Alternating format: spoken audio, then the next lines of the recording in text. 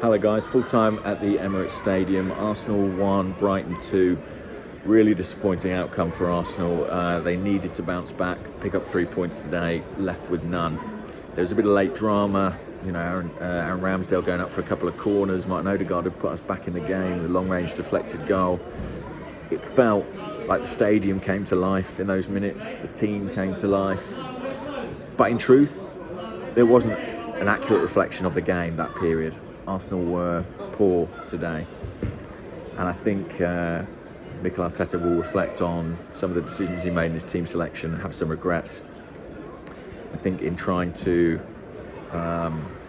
offset some of the injury absentees, he ended up destabilising the team further, breaking up successful partnerships, changing too much of what we had been doing well in our run until this point.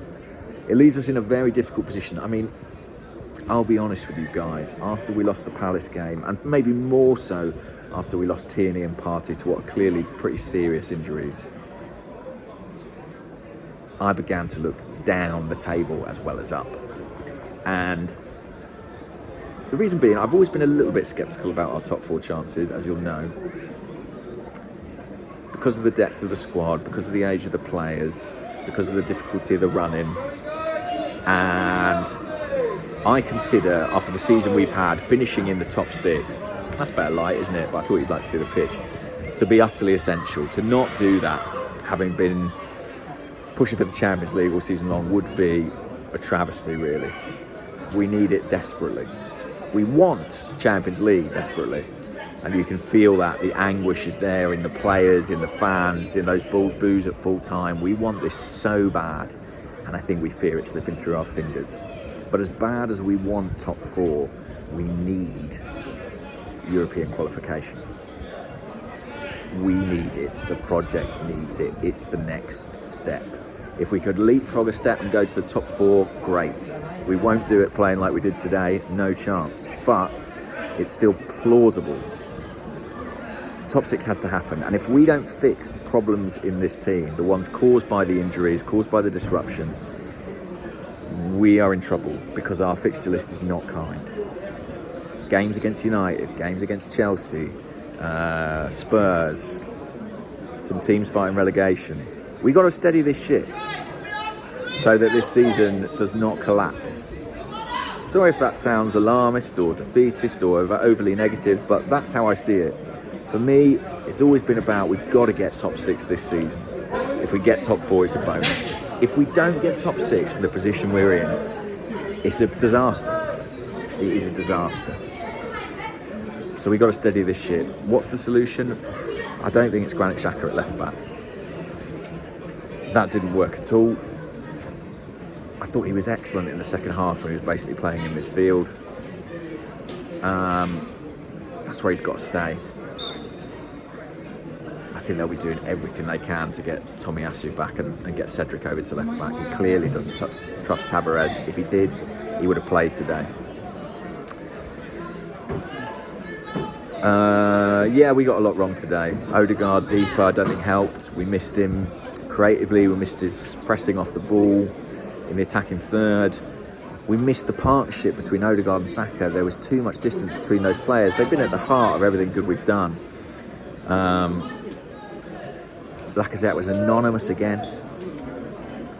I completely understand the arguments of people who say drop him.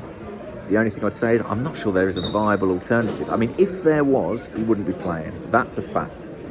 I wonder if Eddie Nketiah is playing himself into the team. I mean, he had a good impact again as a sub. I thought outshone Lacazette, as he probably did at Crystal Palace. Southampton next week. Maybe you play him. Maybe you play him. It's come to that. Brighton scored 2 good goals. First one, don't know what was going on the left back. Xhaka was doing a thing in the first half where he was kind of playing left back, but then kind of stepping into midfield at times. It felt like he stepped in and just got caught out. Second goal was obviously brilliantly worked. Wonderful finish.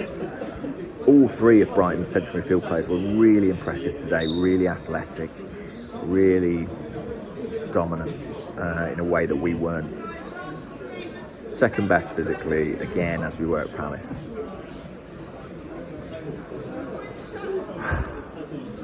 these are the easier games, this little run of Palace, Brighton, Southampton. This is when it's really about points accumulation for Arsenal before big challenges, and we've not done it. And I think we probably won't make the top 4 now, and that this might be the week we reflect on as to where that fell apart. And there's been some bad fortune, the injuries of our call today, that's ludicrous in my opinion. It's been some bad decisions, I guess, tactically as well, from the manager. They're trying to kick us out. I can't wait to go on, to be honest. But I just have the feeling that we're going to come up short, and these results are kind of indicative of why, and these performances are indicative of why. It's painful. Like I said, everybody wants it. We want it so bad.